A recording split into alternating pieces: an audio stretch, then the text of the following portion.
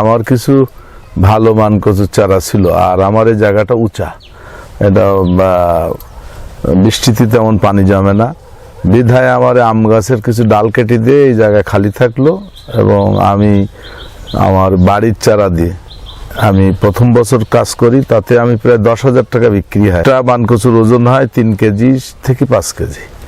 তারপরে এবছর আমার কচু 2.5 কেজি 3 কেজি এই আকারে হয়েছে। মোটামুটি এতে লাভদায়ক। আমি নিঃসন্দেহে অল্প জায়গার ভিতরে বেশি খরচ না, চারাটা লাগাই যদি ঠিকভাবে মানে একটু পরিচর্যা করা যায়। কচু গাছের লাগানোর আগে মাটি তুলেছিলাম, পুকুরে পাউড়ি বেঁধেছিলাম, জায়গা বেশ চওড়া।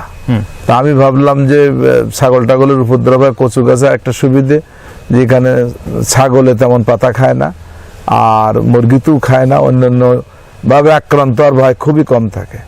আর সৌন্দর্য বৃদ্ধির জন্য আমি সারি করে লাগাইছি, আপনারা দেখেছেন, ওটা খুবই সুন্দর হয়েছে। এবং আমি মনে করি এটাও একটা মানে আমার নতুন অভিজ্ঞতা যে পুকুর ধারে সারিবদ্ধভাবে লাগালে সুন্দর কচু হয়, সেটা আল্লাহ দিয়েছে, সেইভাবে হয়েছে ইনশাল্লাহ।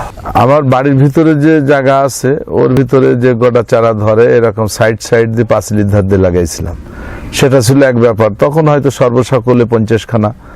তারপরে শেষ বা যখন ভালো রেজাল্ট পাইছিলাম যে বছর, তখন ছিল খুব বড় 100-র মতো।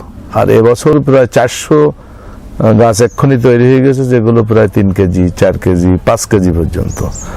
তো এটা 400 গাছ। আমার এই জমির হিসেব মতে আমাদের এখানে 33% বিঘা, সেই হিসাবে 33% 1 বিঘার জন্য 28 থেকে 30,000 টাকা সর্বময় খরচ করে কচু বাজারজাত করা যায়। চারা, সার, মাটি যা কিছু সব পরিচর্যা বাদ দিয়ে 33% বিঘার থেকে কমপক্ষে বাৎসরিক 1 লক্ষ টাকার বেশি লাভ করা সম্ভব।